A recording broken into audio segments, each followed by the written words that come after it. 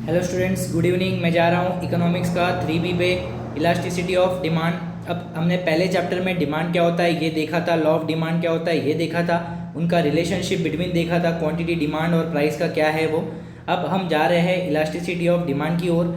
The law of demand does not explain the extent of a change in demand due to change in price. अब वहाँ अपने को पता तो चलता था कि डिमांड चेंज हो रहा है तो प्राइस की वजह से, और प्राइस चेंज हो रहा है तो डिमांड की वजह से, पर वो कितने अमाउंट में चेंज हो रहा है, मतलब प्राइस कितने अमाउंट में चेंज हो रहा है और डिमांड कितने अमाउंट में चेंज हो रहा है, वो ये बता नहीं पा रहा था। तो उसके लिए अल्फ्रेड मार्शल ने ये चैप्टर बनाया है, ये चीज़ बनाई है कि ये अपने को बताएगा कि चेंज हो रहा है तो कितने अमाउंट में चेंज हो रहा है, और अगर प्राइस बढ़ रहा है तो कितने अमाउंट में प्राइस बढ़ रहा है। तो ये डिटरमाइन करने के लिए क्या बनाया गया है, ये चैप्टर बनाया गया है elasticity of demand. Thus, law of demand falls to explain the quantitative relationship between price and quantity demanded. Therefore, Professor Alfred Marshall explained the concept of elasticity of demand. इसलिए उसने एक दूसरा कंसेप्ट निकाला ये पता करने के लिए कि अगर डिमांड चेंज हो रहा है प्राइस की वजह से तो कितना चेंज हो रहा है, और अगर प्राइस बढ़ रहा है या कम हो रहा है तो कितना बढ़ रहा है और कितना कम हो रहा है क्वांटिटी डिमांड की वजह से। ये पता करने के लिए उसने कौन सा कॉन्सेप्ट निकाला है, इलास्टिसिटी ऑफ डिमांड। अब the term elasticity indicates responsiveness of one variable to a change in the other variable. अभी किसके ऊपर डिपेंड है, दूसरे वेरिएबल के ऊपर डिपेंड है। Elasticity of demand refers to the degree of responsiveness of quantity demand to a change in price of any other factor. मतलब ये किसके ऊपर डिपेंड करता है, तो change in price of any other factor के ऊपर।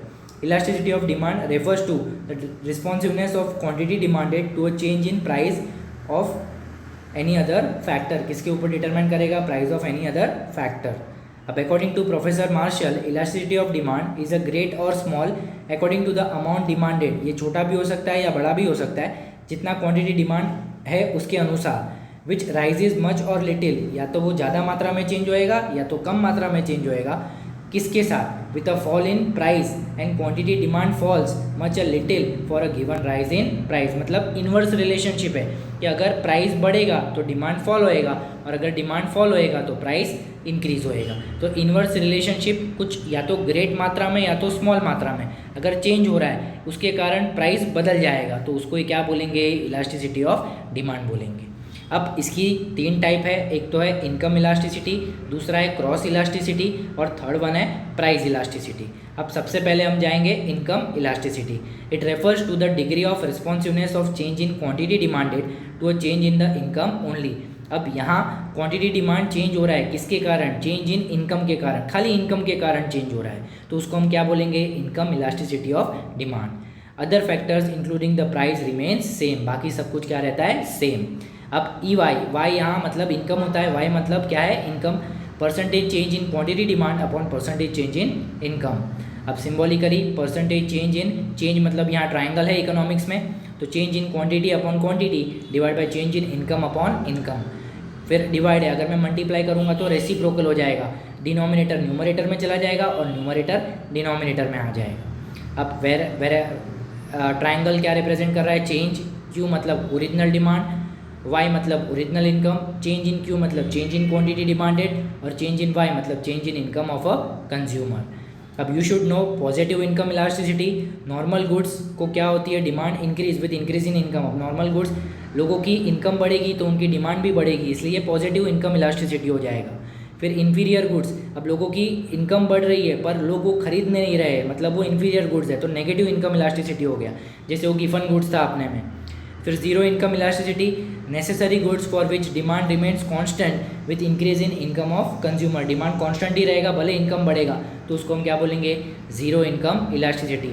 मतलब इनकम बढ़ने से अगर डिमांड बढ़ता है पॉजिटिव, इनकम बढ़ने से डिमांड नहीं बढ़ता है नेगेटिव, इनकम बढ़ने से डिमांड सेम रहता है, जीरो इनकम इलास्टिसिटी हो जाएगा। नेक्स्ट वन है क्रॉस इलास्टिसिटी।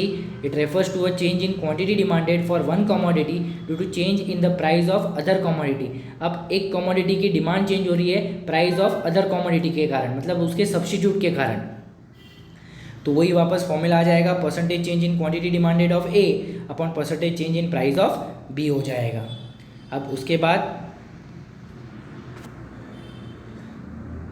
सिंबॉलिकली अपन देखेंगे तो वैसे ही बताया है, percentage change in Q A upon percentage change in P A, वापस वही change in Q A upon Q A, change in B upon P B, फिर डिवाइड है मल्टीप्लाई करेंगे तो रेसिप्रोकल हो जाएगा।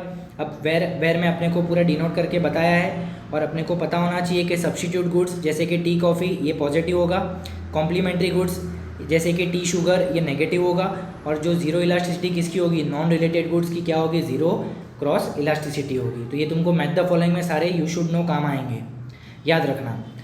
Third one is price elasticity. According to professor Marshall, price elasticity of demand is the ratio of proportionate change in the quantity demand of a commodity to a given proportionate change in price. किसके कारण change हो रहा है, तो उसके price के कारण।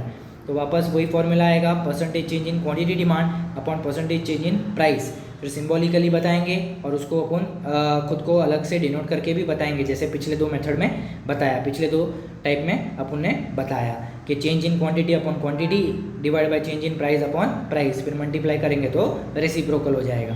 Q तुम्हारा ओरिजिनल क्वांटिटी डिमांड होगा, चेंज इन क्यू डिफरेंस होगा, पी अपना ओरिजिनल प्राइस होगा, और चेंज इन पी अपना difference between new price and original price होगा। जिससे अपना ये फर्स्ट आंसर इस चैप्टर का फिनिश होता है। Types of elasticity of demand 3 types है, प्राइस, क्रॉस एंड इनकम। तो इससे ये हमारा पहला चैप्टर इस चैप्टर का फिनिश होता है। Thank you.